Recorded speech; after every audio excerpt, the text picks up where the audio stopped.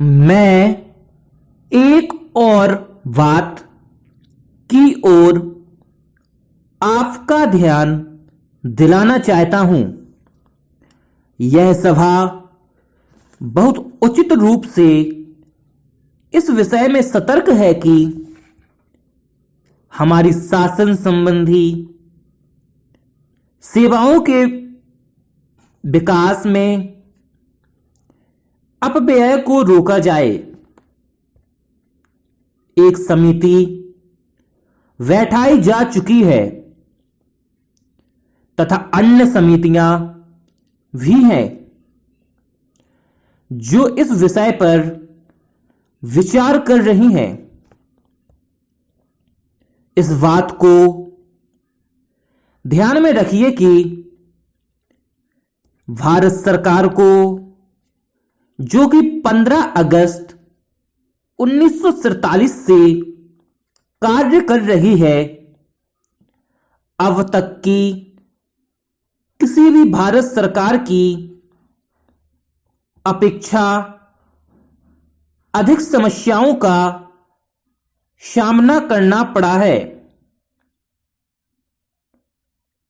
एक तो पहले ही सरकारें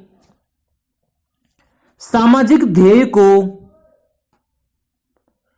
जो उनके सामने होता था, अपना मुख्य कार्य या उतने ही महत्व का कार्य नहीं समझती थीं जितना कि हमें समझना चाहिए। दूसरे, यह वैदेशिक मामलों का क्षेत्र ले लीजिए, जिसके बारे में मैं बोल रहा हूं। उस समय कोई वैदेशिक मामले नहीं थे। हमारे लिए अपनी वैदेशिक और अंतर्राष्ट्रीय स्थिति का निर्माण करना एक बिल्कुल नया प्रयास रहा है, जिससे लाजमी तौर पर हमें यहां और विदेशों में अपने कर्मचारी वर्ग में बहुत काफी वृद्धि करनी पड़ी है और बहुत धन व्यय करना पड़ा है। यह हो सकता है कि कुछ बचत की जा सकती हो, उस पर विचार करना पड़ेगा और उसे देखना होगा।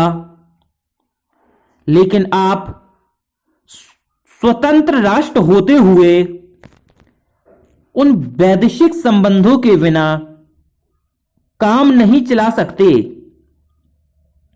भारतीय सारे संसार में फैले हुए हैं। हमें उनके हितों को देखना है। प्रवासी भारतीयों के अतिरिक्त और भी हमारे हित हैं जिन्हें हमें देखना है।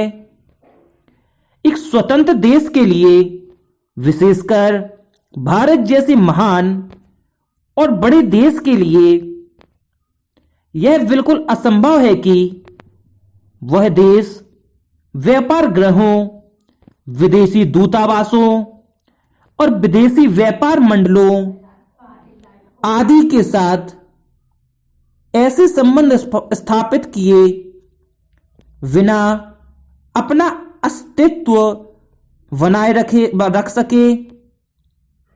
मैं इसकी चर्चा इसलिए करता हूं कि अक्सर इसकी आलोचना होती है कि हमारे दूतावास सारी दुनिया में फैले हुए हैं और कभी कभी मुझसे कहा जाता है कि मुझे एक तरह की सनक हो गई है और यह कि मैं भारत की मुसीबतों को भूल जाता हूं और मैं उन पर ध्यान नहीं देता और मैं सिर्फ राजदूतों को बाहर भेजने की बात करता रहता अगर हूँ। आपको वीडियो पसंद आई हो तो वीडियो को लाइक, कमेंट और शेयर जरूर करें। धन्यवाद दोस्तों।